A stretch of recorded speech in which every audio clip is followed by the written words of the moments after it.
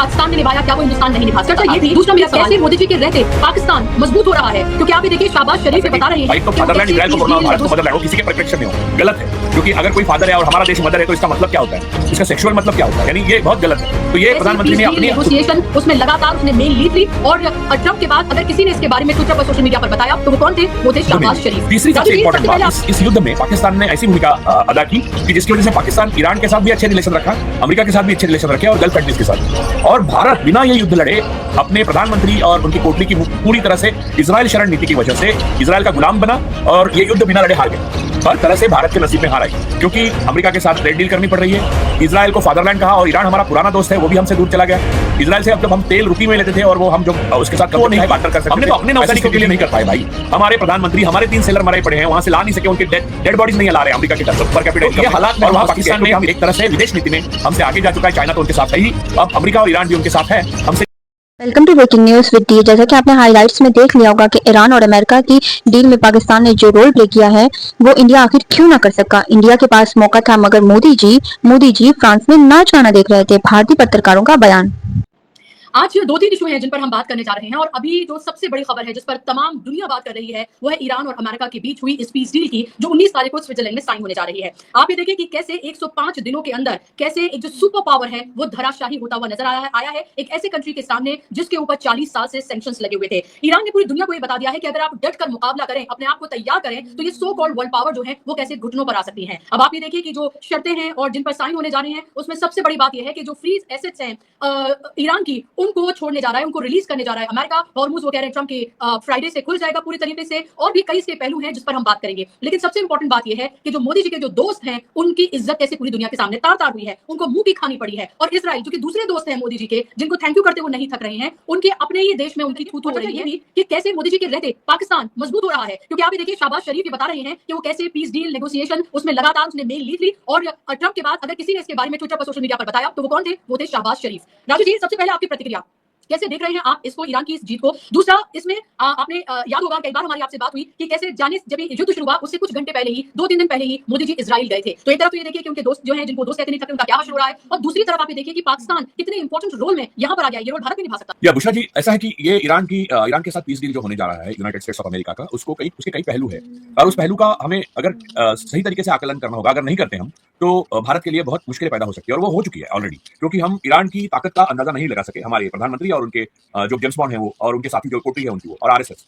खैर, मैं उस पर तो आऊंगा, लेकिन उससे पहले मैं बताता हूं कि ईरान सत्य के पक्ष में था, इसलिए ईरान की विजय निश्चित था। हम पहले से बोल रहे थे कि ईरान ने जो जंग लड़ी वो उन पर हमला हुआ, उनके देश पर, उनकी सीमाओं पर, उनकी ताकत पर, उनकी इंटीग्रिटी पर, उनकी सादगी पर, और उनके अपने देश के प्रति वफादारी पर। वो इजराइल और अमेरिका ने आत्मरक्षा के युद्ध नहीं किया था। अमेरिका कहां और ईरान कहां? तो भौगोलिक दृष्टि से देखें तो ईरान के साथ अमेरिका को किसी भी तरह से युद्ध करने का कोई जरूरी नहीं थी।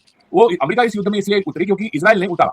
इजराइल के अध्यक्ष नेतन्याहू और इजराइल के प्रधानमंत्री नेतन्याहू जो है वो अपने राजनीतिक पूरी सफर में 40-45 साल के एक ही चीज ढूंढते रहे जिंदगी भर, वो ईरान के साथ युद्ध करने के लिए तैयारी रखने वाला अमेरिका का राष्ट्रपति। वो जब उनको मिला तब उन्होंने उसको युद्ध करने के लिए उतारा, और ये उसका हश्र ये हुआ कि वो अमेरिका जो सामरिक दृष्टि से बहुत पावरफुल है और एक न्यूक्लियर पावर है, और इजराइल जो भी न्यूक्लियर पावर है, जो न्यूक्लियर पावर है आयरन डोम के लिए जिसको जाना जाता है, ये दो न्यूक्लियर पावर वर्सेस ईरान जो न्यूक्लियर पावर नहीं है। इस युद्ध में यूनाइटेड स्टेट्स ऑफ अमेरिका को यह मानना पड़ा कि ईरान के सारे एसेट्स फ्रोजन जो है वो उसको खोल देने हैं, उनके पैसे वापस करने हैं, उनको इतना बड़ा मुआवजा देना है कि जो इतिहास में सोच नहीं सकते थे हम, और ऊपर से सारी गल्फ कंट्रीज को अब इसके बाद इजराइल को डर के रहने की जरूरत नहीं, उनको ईरान का खौफ खाना है। और अमेरिका ने जो मध्य पूर्व में, यानी हमारे वेस्ट एशिया में जो अपना बेड़ा जमाया था, वो अमेरिका ने खुद अपने विचारों से, अपने इस युद्ध के बाद, अपने पीस डील के उसे वो उठ जाएगा, और ईरान के पूरी युद्ध के बाद ईरान की जो छवि है उसके अनुसार गल्फ कंट्रीज को बिहेव करना पड़ेगा। तो ईरान को पूरी तरह से ध्वस्त करने के लिए इजराइल ने जो जंग छेड़ी थी, उसे ईरान को सुपर पावर बनाया, 2 न्यूक्लियर स्टेट के आगे उसे एक ताकतवर शक्ति के रूप में उभारा, उसने जीत हासिल की एक तरह से, नैतिक तुरंता से भी और युद्ध में भी। तीसरी सबसे इंपॉर्टेंट बात, इस युद्ध में पाकिस्तान ने ऐसी भूमिका अदा की कि जिसकी वजह से पाकिस्तान ईरान के साथ भी अच्छे रिलेशन रखा, अमेरिका के साथ भी अच्छे रिलेशन रखे, और गल्फ कंट्रीज के साथ भी। और भारत बिना ये युद्ध लड़े अपने प्रधानमंत्री और उनकी कोटरी की पूरी तरह से इजराइल शरण नीति की वजह से इजराइल का गुलाम बना, और ये युद्ध बिना लड़े हार गया। हर तरह से भारत के नसीब में हार आई, क्योंकि अमेरिका के साथ ट्रेड डील करनी पड़ रही है, इजराइल को फादरलैंड कहा और ईरान हमारा पुराना दोस्त है, वो भी हमसे दूर चला गया।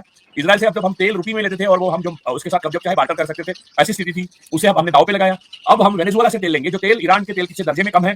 हम अमेरिका के कहने पे जो काम करना है वो करेंगे, जबकि सुपर पावर हमारे क्षेत्र में अब ईरान उभर आया है, और इसराइल के खिलाफ अब गल्फ कंट्रीज भी है, ईरान भी है, अमेरिका इसमें हस्तक्षेप करने से इनकार करेगा। यूरोपियन देशों में, कई देशों ने ये मान्यता दे दी कि हम जो सैंक्शंस है ईरान के वो उठाएंगे, यानी इटली, जर्मनी, यूनाइटेड किंगडम और भी कई देश हैं जिन्होंने कहा कि हम ईरान के सैंक्शंस हटाएंगे। तो ऐसी स्थिति में जब ईरान हमारा पुराना वफादार दोस्त है, परखा हुआ दोस्त है, अच्छे बुरे टाइम में, हर युद्ध में पाकिस्तान के खिलाफ जिसने हमें साथ दिया, उसका साथ छोड़कर हम इजराइल जैसे टेररिस्ट प्रोजेक्ट में शामिल हुए, संघ की टेररिस्ट ऑर्गेनाइजेशन की जरूरतों के लिए और प्रधानमंत्री की अपनी पर्सनल चॉइसेस के लिए, और उसकी वजह से हमें ये मुंह की खानी पड़ी है। अब हालत यह है कि हम अमेरिका को एक तरफ से खुश करने में लगे हुए हैं, अमेरिका हमें जैसे चाहे नचा रहा है, जो कभी नहीं नचा सकता था, और दूसरी तरफ इजराइल का हमें कोई उपयोग नहीं, इजराइल हमारे लिए लायबिलिटी है, और देश में इन्फिल्ट्रेट होकर इजराइल देश को हमारे देश को खोखला कर रहा है, गुलाम बना चुका है। और ईरान एक ताकत बन के उभर आया। उसके साथ दोस्ती जो हमारे टर्म्स पे और उनके टर्म्स पे हमारी बराबरी की होती थी, अगर आगे जाकर दोस्ती फिर से ठीक से करनी है तो हमारे लिए बड़ी दिक्कतें पैदा होगी। ऐसा छोटा देश जो हिम्मत दिखा सका, ईरान के साथ दोस्ती निभा सका, इसलिए ईरान ने तब भी कहा था कि जब चाहे हम श्रीलंका को जो चाहे दे देंगे, तो हम वो नहीं किए। हमने तो अपने नौसैनिकों के लिए नहीं कर पाए भाई। हमारे प्रधानमंत्री, हमारे 3 सेलर मरे पड़े हैं, वहां से ला नहीं सके, उनके डेड बॉडीज नहीं ला रहे अमेरिका के डर से।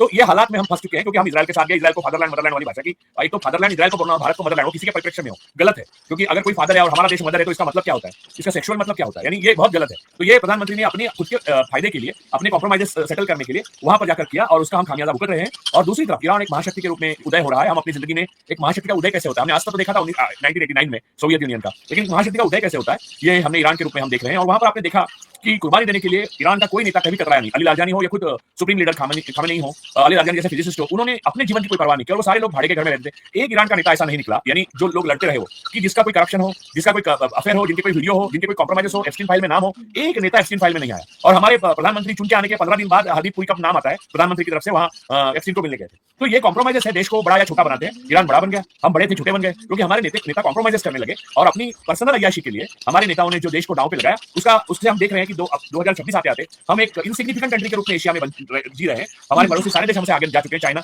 श्रीलंका, अब बांग्लादेश भी हमसे आगे जा चुका है पर कैपिटा इनकम में, और वहां पाकिस्तान ने एक तरह से विदेश नीति में हमसे आगे जा चुका है। चाइना तो उनके साथ है ही, अब अमेरिका और ईरान भी उनके साथ है, हमसे ज्यादा है, तो हमारे लिए क्या ही बचा है। तो ये जो स्थितियां हैं पैदा हुई, उसमें भारत की जो महानता थी उसको दांव पर लगाकर, नेहरू की बदनामी करके मोदी जी ने जो हासिल किया है, वो भी एक ईरान के जो पीस डील है, यूएस पीस डील ईरान के साथ हो रहा है, उसमें आपको उसके परिप्रेक्ष्य में आपको बहुत पावरफुली नजर आ रहा है। और मुझे इस बात से बहुत खुशी है कि ईरान को ये पीस डील हो रहा है और ईरान जीत गया जंग को। मेरा सवाल ये है, एक भारतीय होने के नाते मेरे जहन में ये सवाल जरूर आता है कि जो रोल पाकिस्तान ने निभाया, क्या वो हिंदुस्तान नहीं निभा सकता था? दूसरा मेरा सवाल, क्या गलत टाइम पर गलत साइड जो चूज की गई है वो क्यों, और इसका नतीजा आगे भारत के लिए क्या हो सकता है? ग्लोबल साउथ का हिस्सा, ग्लोबल नॉर्थ के साथ हम न सिर्फ खड़े नजर आ रहे हैं, बल्कि इतनी बेशर्मी यहाँ पर लगती है कि वो सेलर्स ये कहते हुए नजर आ रहे हैं कि सिर्फ भारतीय जहाजों को निशाना बनाया जा रहा है। हम नहीं कह रहे, बल्कि वो सेलर्स कह रहे हैं। वो कह रहे हैं कि एक सेलर की बॉडी यहाँ पर है और वो 3 दिन से ऐसी पड़ी हुई है, हम उसका कुछ नहीं कर पा रहे हैं। ऐसा क्यों हमारे साथ हो रहा है? और कौन निशाना बना रहा है? अमेरिका निशाना बना रहा है। मोदी जी फ्रांस में है, वहां पर वो नाच गाने का मजा ले रहे हैं, यहाँ पर जान जा रही है। ये आखिर किस तरह के एक असमंजस में, या किस तरह की मुश्किल दुविधा में, या अजीब तरह की पोजीशन में भारत को लाकर खड़ा कर दिया गया है इन 12 सालों में? और ईरान की इस जीत के बाद कितनी और बदलने जा रही हैं परिस्थितियां, क्योंकि ईरान की जीत मतलब China, Russia, Pakistan, Turkey, America भी उनके साथ है, एक तरह से दोनों हाथ में लड्डू है पाकिस्तान के। तो इसको कैसे देख रहे हैं, इस जटिलता को कैसे देख रहे हैं आप? देखिए, पड़ोसियों में हमारा कोई दोस्त नहीं रहा, दुश्मन बन गए हैं। टर्की हमारा दोस्त नहीं है, दुश्मन ही मानिए आप तो राजनीतिक दृष्टि से। और दूसरी बात यह कि इजराइल के लिए हमने इस्लामोफोबिया इस देश में था ही नहीं कभी, उसको लाया। आपको एक बात याद दिलाता हूं मैं, एक राजनीतिक अंदरूनी राजनीति। 1966 में इंदिरा जी ने आरएसएस पे किसी भी सरकारी संगठन या सरकारी संस्था में आरएसएस की जिसकी मेंबरशिप ऐसे व्यक्ति को शामिल होने से मना करने वाला रूल बनाया था, कानून बनाया था, वो कानून को खारिज 2024 में मोदी जी ने किया।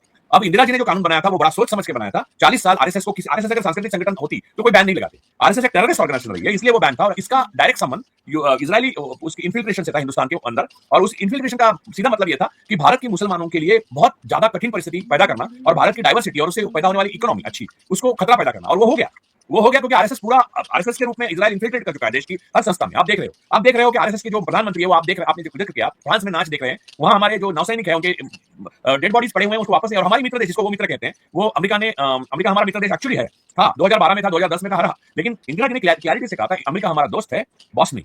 आज हमारा अमेरिका दोस्त नहीं। आपका इस बारे में क्या ख्याल है? अपनी राय कमेंट्स में जरूर दें। मिलते हैं नेक्स्ट वीडियो में, तब तक के लिए अल्लाह हाफिज।